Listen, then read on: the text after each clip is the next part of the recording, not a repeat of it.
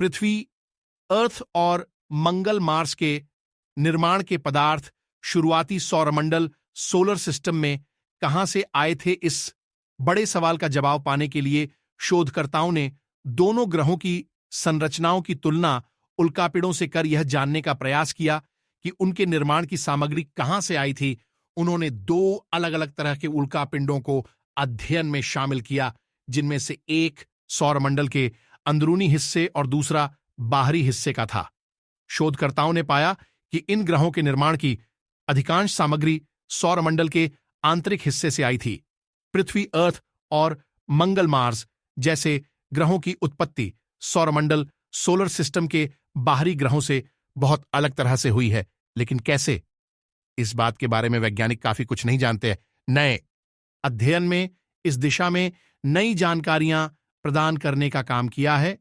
Germany की monster university के शोधकर्ताओं की अगुवाई में हुए अध्ययन में इस बारे में पड़ताल की है। उन्होंने पाया है कि पृथ्वी और मंगल जिन पदार्थों से बने हैं, उनमें से अधिकांश सौरमंडल के आंतरिक हिस्से के पदार्थों से बने हैं, जबकि उसमें से केवल कुछ ही हिस्सा गुरु ग्रह की कक्षा के बाहर आया था। इस अध्ययन में अब तक पृथ्वी, अर्थ, मंगल, मार्स और सौरमंडल सोलर सिस्टम के आंतरिक और बाह्य हिस्सों के पुरातन ग्रह निर्माण सामग्री की आइसोटोप के लिहाज से सबसे विस्तृत तुलना की है। इनमें से कुछ पदार्थ आज भी उल्कापिंडों में सुरक्षित और अपरिवर्तित रूप में मिलता है। साइंस एडवांस जर्नल में प्रकाशित इस अध्ययन के नतीजे हमारे सौरमंडल के बुध, शुक्र, पृथ्वी और मंगल ग्रह की निर्माण प्रक्रियाओं के समझ पर दूरगामी प्रभाव डाल सकते हैं। इससे वह धारणा कमजोर होती दिख रही है जिसके मुताबिक ये चार पत्थरीले ग्रह सौरमंडल सोलर सिस्टम के बाहर की महीन धूल के कणों से मिलकर बने थे। सौरमंडल के ग्रहों के निर्माण के बारे में दो तरह के मत हैं। पुराने मत के अनुसार सौरमंडल के आंतरिक हिस्से में धूल के कण, डस्ट पार्टिकल्स, धीरे धीरे बड़ी मात्रा में जमा हुए और उनके टकराव से अंततः चार ग्रहों का निर्माण हुआ।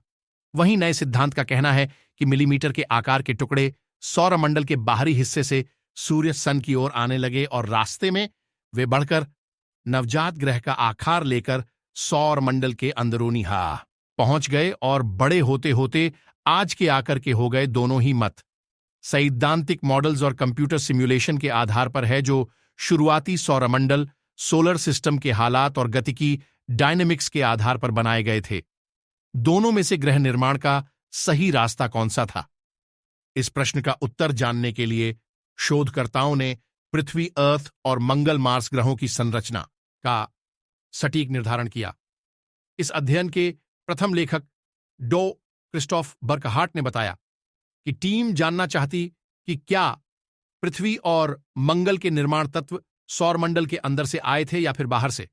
इसके लिए शोधकर्ताओं को पृथ्वी पर टाइटेनियम और जिरकोनियम जैसी दुर्लभ धातुओं, रेयर मेटल्स के आइसोटोप से मदद मिली। ये पदार्थ ग्रहों, प्लैनेट्स की बाहरी परत पर मिले हैं जहां सिलिकेट की प्रचुरता है। आइसोटोप वे तत्व होते हैं जिनका आणविक भार अलग अलग होता है। वैज्ञानिकों का मानना है कि शुरुआती सौरमंडल में ये दुर्लभ और दूसरे धातु के आइसोटोप की प्रचुरता सूर्य से दूरी पर निर्भर करती थी, इसलिए ये आइसोटोप कुछ पिंडों के निर्माण तत्व की उत्पत्ति की जानकारी रखते हैं। इसके लिए शोधकर्ताओं ने दो तरह के उल्कापिंडों, मीटियोराइट्स का अध्ययन किया जो क्षुद्र ग्रह की पट्टी में मिलते हैं। एक थे कार्बन युक्त कॉन्ड्राइट्स और दूसरे कार्बन विहीन कॉन्ड्राइट्स।